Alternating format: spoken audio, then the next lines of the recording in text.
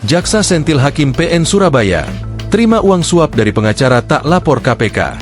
Jaksa Penuntut Umum dari Kejaksaan Agung, Kejagung, menyebut dua hakim pengadilan negeri, PN, Surabaya, Rintua Damanik dan Mangapul, tidak melapor uang dari pengacara ke Komisi Pemberantasan Korupsi, KPK.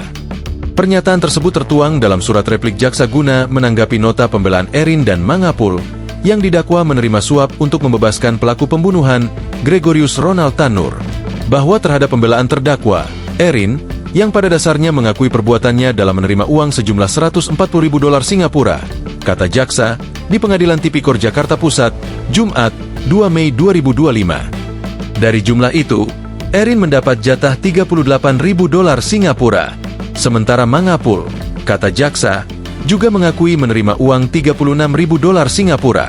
Uang tersebut mereka terima dari pengacara Ronald Tanur, Lisa Rahmat, dan ibu Ronald Tanur, Meriska Wijaya Tanur. Namun, terdakwa tidak melaporkan kepada KPK sebagaimana dakwaan penuntut umum dan fakta persidangan, ujar jaksa.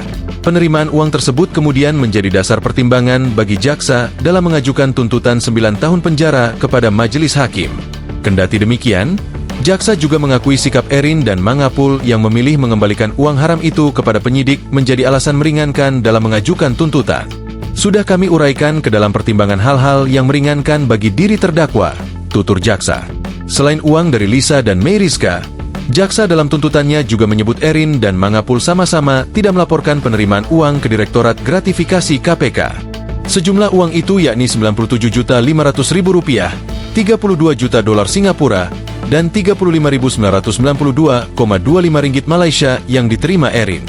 Totalnya mencapai Rp689.545,45. Sementara itu, Mangapul diduga menerima gratifikasi sebesar $21.400.000, $2.000 AS, dan $6.000 Singapura. Dalam perkara ini, jaksa menuntut Erin dan Mangapul dihukum 9 tahun penjara. Sementara itu, tuntutan untuk hakim lainnya, Heru Hanindyo, lebih berat, yakni 12 tahun penjara. Selain pidana badan, ketiganya juga dituntut membayar denda Rp750 juta subsidiar 6 bulan kurungan. Download Tribun X sekarang, menghadirkan lokal menjadi Indonesia.